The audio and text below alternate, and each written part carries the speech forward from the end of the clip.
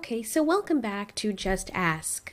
Somebody sent in an email about a problem they were having with their INTJ. I can really relate to this person because she's an INFP female and she's dating an INTJ in a long distance relationship.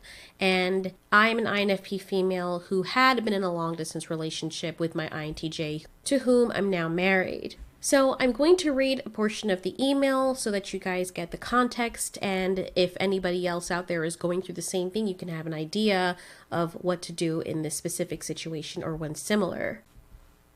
The writer says, I'm in a long distance relationship. My boyfriend is everything I wanted and everything I need. He gives me nothing but love. On the contrary, I don't know if it's because of my personality type or because of the way I was raised, but I struggle when I want to show my affection verbally to my boyfriend.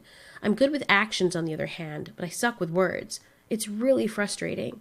Last time he was depressed, we got in a small fight because he needed nothing but me comforting him, and I didn't give him that, which leads us to my other issue. When my boyfriend is depressed, I don't know how to deal with that, especially because he's a private person and stubborn. And to be honest, I'm not helping him with that either. When he doesn't want to open up, I get frustrated and I'm cold towards him when he needs me the most. I don't know why I react like that, but I really do care about him. I want to know the perfect method to use when he is not in his best days.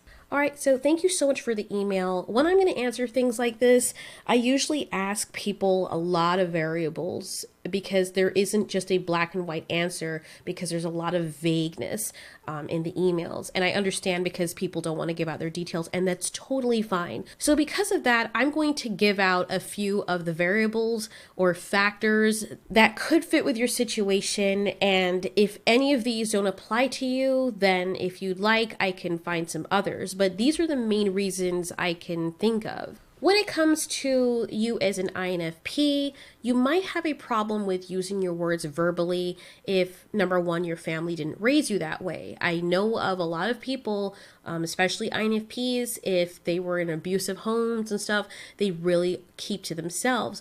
I did go through that after I was hurt a lot, which leads me to the other thing. It is very possible that you may feel that way because people have hurt you in the past when you opened up, or even with your family. You have found that it wasn't a nice experience when you opened up.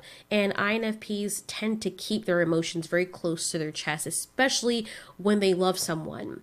I've had situations where I really had feelings for someone, I really wanted to say something, and I just never did. Come to find out that that INTJ guy also had feelings for me, but we were just really shy. But we did things that were glaringly obvious to everybody else that we liked each other. We just didn't get it because we didn't officially say it. So because of those things, you simply just don't know how. Or you may know how, but it feels weird to you. Now, I don't know what stage you guys are in your relationship. I mean, are you at the I love you stage? If you're at the I love you stage, then by that point, if he said it, especially, then you should be able to say it as well back. It would feel weird since you're not used to doing that, but there's a lot of things that my INTJ has also changed because he knows that that's something I like. Through talking to me and asking me about certain things, he'll change it. And there are times when I don't say I love you all the time. I'm very actually surprised that most of the time the I love yous come from my INTJ and not from me. Most of the time I don't say it. The only times I will say it is if he really needs to hear it, like he needs a hug, but he actually needs to hear it a lot more than I imagined he did. It's the funniest thing. People think INTJs are cold and calculating, but once an INTJ gets to know you or they open up to you or they actually profess that they love you, they really mean it and they just don't show it to everybody else that they don't know. Another thing that can help the INFP or the person who is not used to verbally expressing how they feel or what to do is to think about a time when you were comforted or when you were feeling depressed. How did other people comfort you? Or what did you do to comfort yourself? What made you feel good? What did you find was successful? Use that as a guideline, and if that helped you, mirror that behavior. Trust me, a lot of the behaviors that all the personality types may display are not always inherent to their personality. It is stuff that they have to learn. Now, if somebody, for example, an extrovert, has to be quiet in certain situations, they have to learn how to do that, to not blurt out certain things. Like ESTJs or ESTPs, they'll just blurt out the first thing they say, and sometimes they don't have a filter. They're not designed like that. Their brain doesn't work like that. So if they go into politics or going to college or whatever occupation they go into and they realize that's not socially acceptable at certain times, they have to learn. My father's another example. He's an ESFP.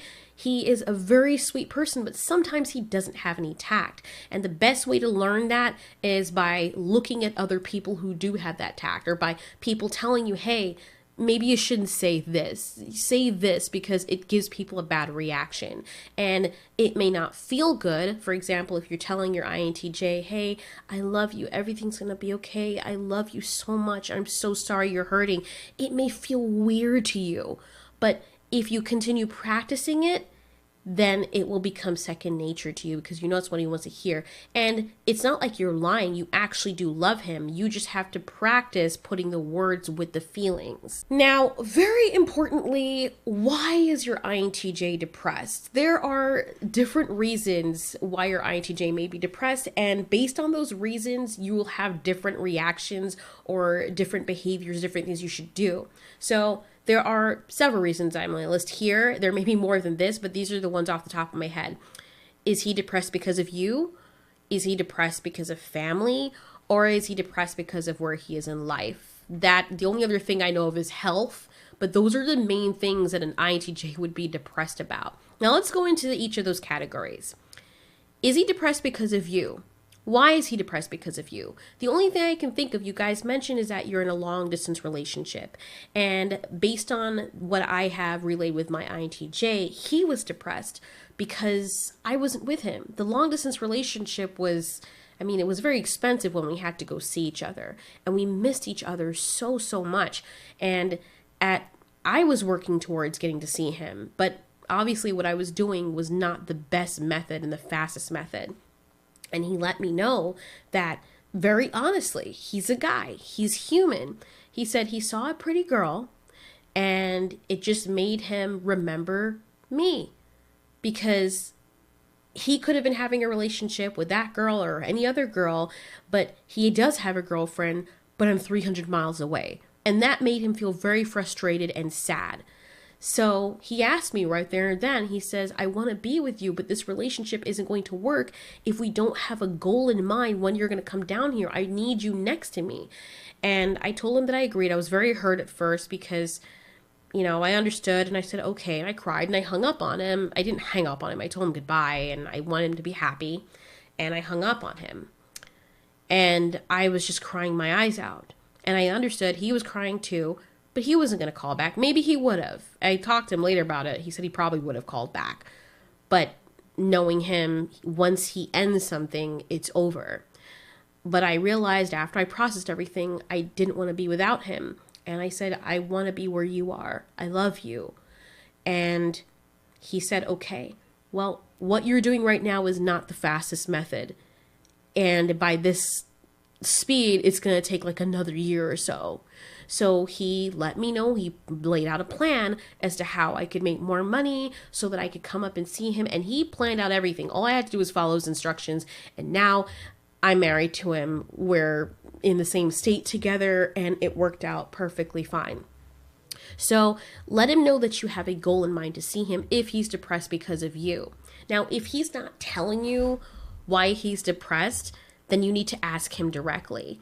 And if he doesn't want to tell you, you need to tell him that this relationship doesn't work unless you have communication.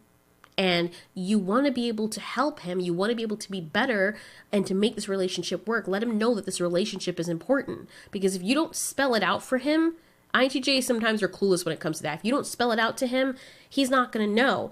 And even though you said that you do things through actions, that's wonderful. And a lot of INTJs do that. When they're in a relationship, they want to hear, they need that validation, a lot of them.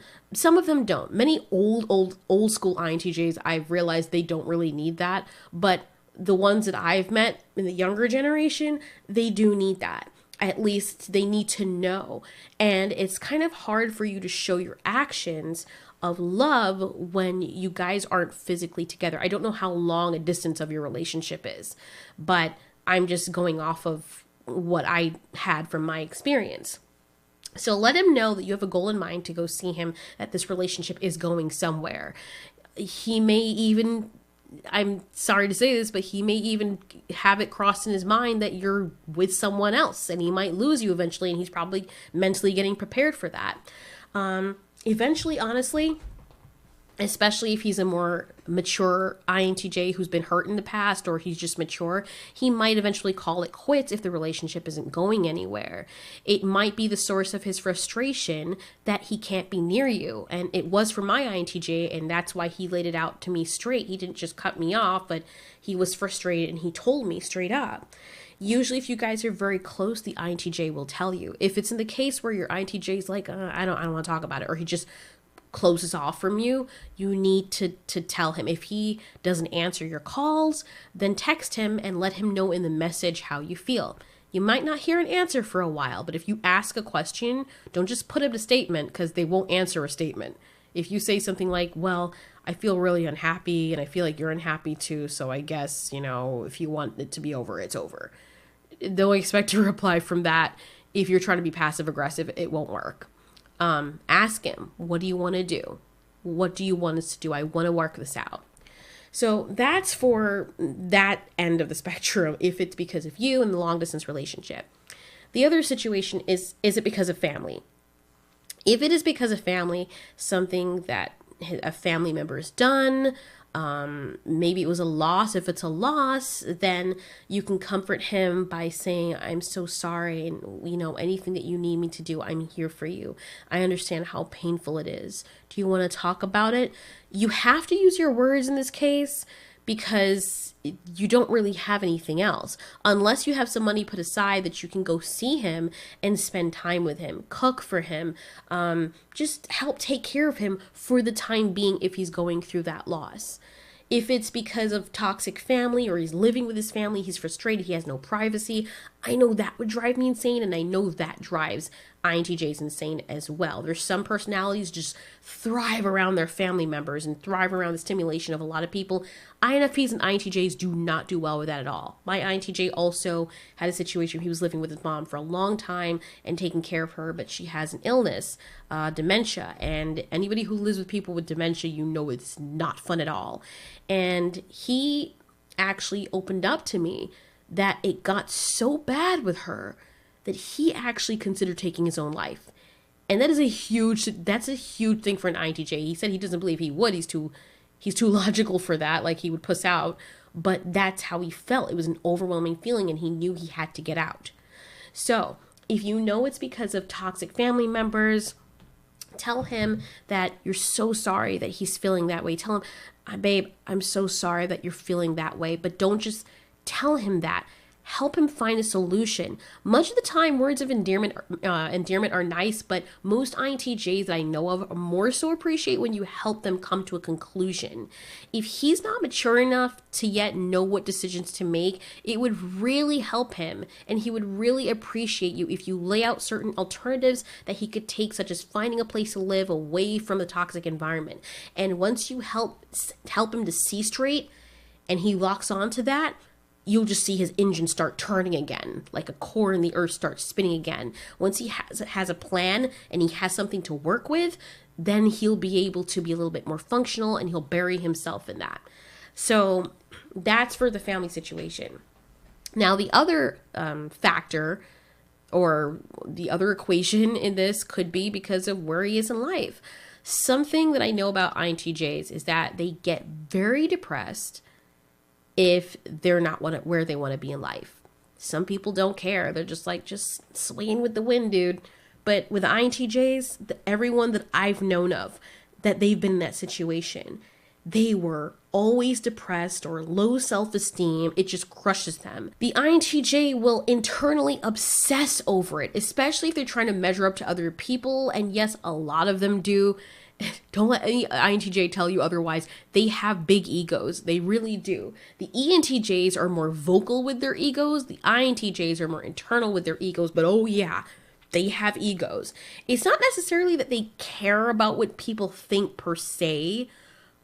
It's weird. They do care about how they see themselves through people's eyes. It's very weird, but that's another factor. And you can do the same thing you did with the family members. Say, hey, just start laying out solutions. INFPs are very imaginative, and I don't know if you write stories or if you are an artsy type of person. If you're a more logical type of person, that should come easy to you to give him solutions as to what to do. And sometimes that will involve research. Maybe he's not in the headspace to do his own research, or he's not experienced enough to do his own research. So do it for him. Help him out, but don't do everything for him, because it's the worst thing you could do. If you want the INTJ to get out of his depression, if those are the things that are causing it, help him help himself. That's what an INTJ does. They help you once, and then they help you help yourself. Unless you're like his girlfriend or something, and then he'll want to do everything for you in terms of making himself feel valuable. But give him the tools to help himself so that he can get out of the funk that he's getting.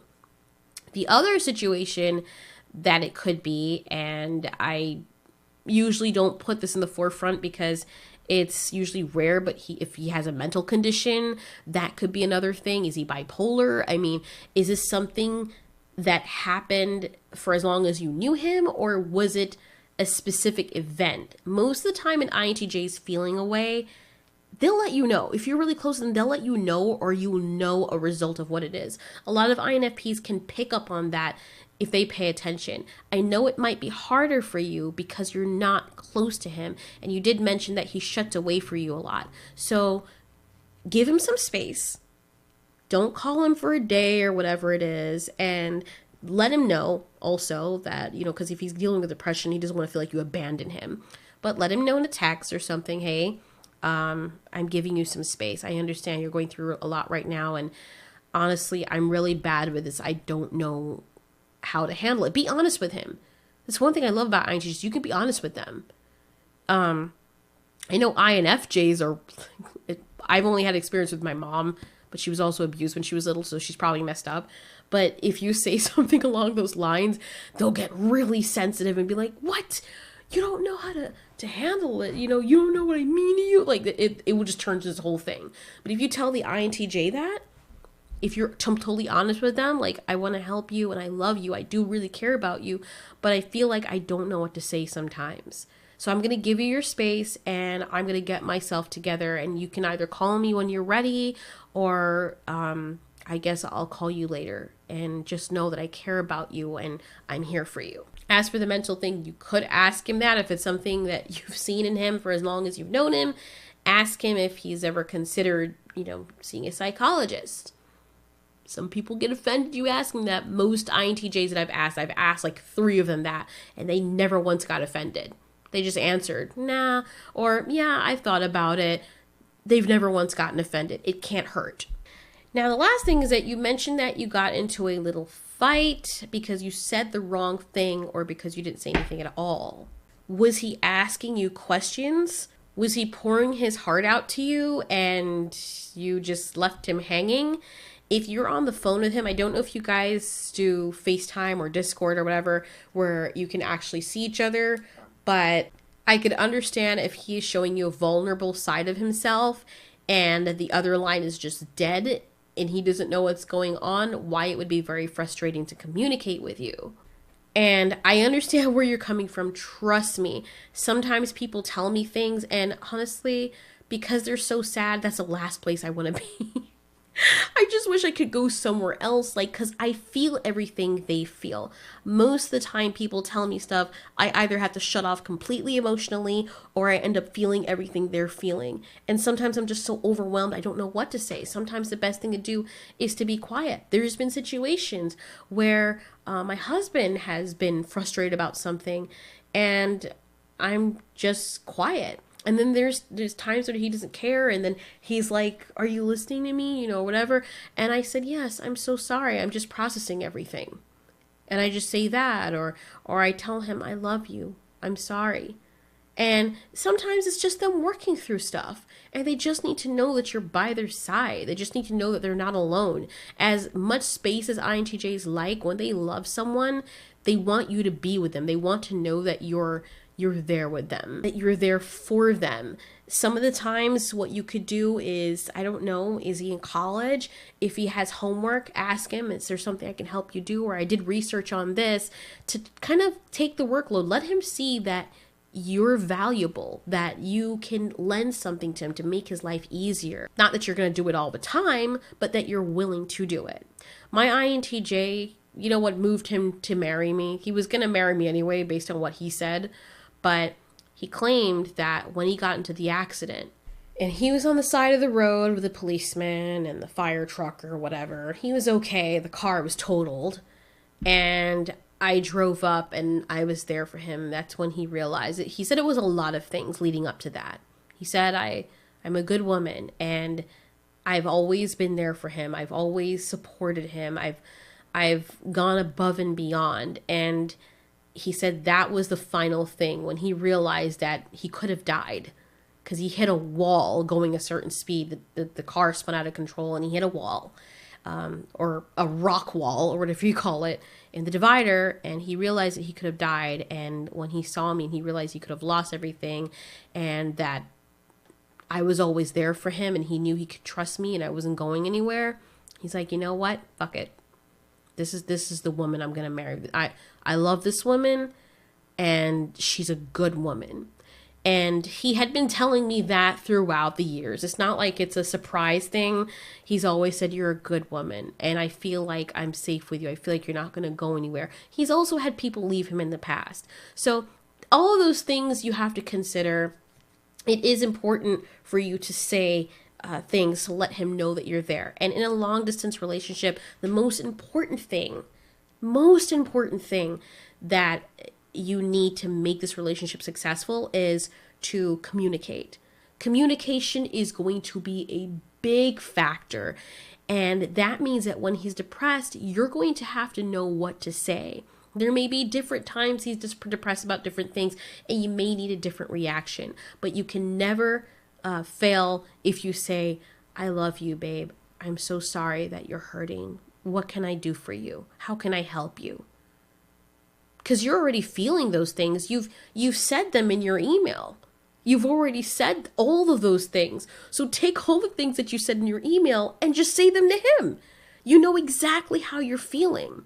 And I think, I don't know, I may be wrong, but maybe there's a part of you that doesn't like to verbally show your love because, yeah, maybe part of you grew up that way, but I think you're protecting yourself.